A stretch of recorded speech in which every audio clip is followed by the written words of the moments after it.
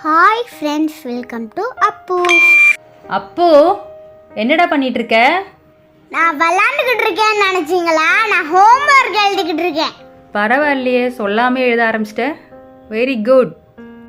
சரி, என்ன சப்ஜெக்ட் எழுதிட்டு இருக்க? இங்கிலீஷ் எழுதுறேம்மா. Super super. இங்கிலீஷ் தானே எழுதுறீங்க, அப்போ ஸ்பெல்லிங் சொல்லிக்கிட்டே எழுதலாம்ல, மெமரைஸ் ஆகும்ல. சரிம்மா. WHAT what IF if. அம்மா, எனக்கு ஒரு டவுட்டு. என்னடா? TH இருக்குல்ல, அது தான் சொல்லணுமா டீன் சொல்லணுமா?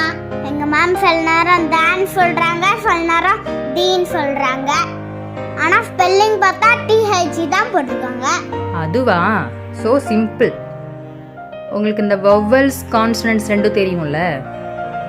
தெரியுமா? AEIOU இதுதான வவல்ஸ்ல வர சவுண்ட்ஸ். ஆமா. மத்ததெல்லாம் கான்சனன்ட்ஸ் தானா? சூப்பர்டா, கரெக்டா சொல்லிட்ட. அதுக்கும் இதுக்கும் என்னமா? அதாவது வவல் சவுண்ட்ஸ்க்கு முன்னாடி THEன்ற வேர்டு இருந்ததுன்னா நம்ம வந்து தீன்னு ப்ரொனவுன்ஸ் பண்ணணும். இப்போ ஆப்பிள் வந்து வவல் சவுண்ட் இல்லையா? ஆப்பிளுக்கு முன்னாடி TH இருந்துன்னா தி ஆப்பிள்.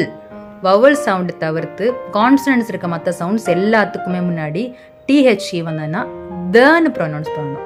த. ஓ, இப்படி ஒரு விஷயம் இருக்கா? எனக்கு தெரியாம போச்சே. அதான் இப்போ சொல்லி கொடுத்தேன்ல. இது தவிர்த்து இன்னொரு கண்டிஷனும் இருக்கு. அது ஸ்டாண்டர்ட் ரூல் எல்லாம் கிடையாது. நம்ம பேசிட்டு இருக்கும்போது சில முக்கியமான பதவிகளுக்கு முன்னாடி THE வந்ததுன்னா தீன்னு ப்ரொனவுன்ஸ் பண்ணணும்.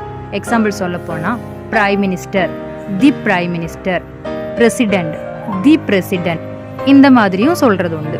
சரி சரிம்மா, இப்போ எனக்கு ஈஸியா புரிஞ்சிடுச்சுமா. இனி நான் கரெக்டா ப்ரொனவுன்ஸ் பண்றேம்மா. உங்களுக்கு புரிஞ்சிருச்சான்னு எனக்கு தெரியணும்ல. அதுக்கு என்ன செய்ய போறீங்க?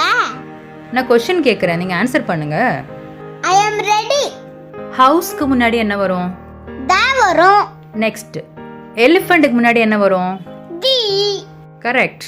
லாஸ்ட் கொஸ்டின், மில்க் முன்னாடி என்ன வரும்? தா.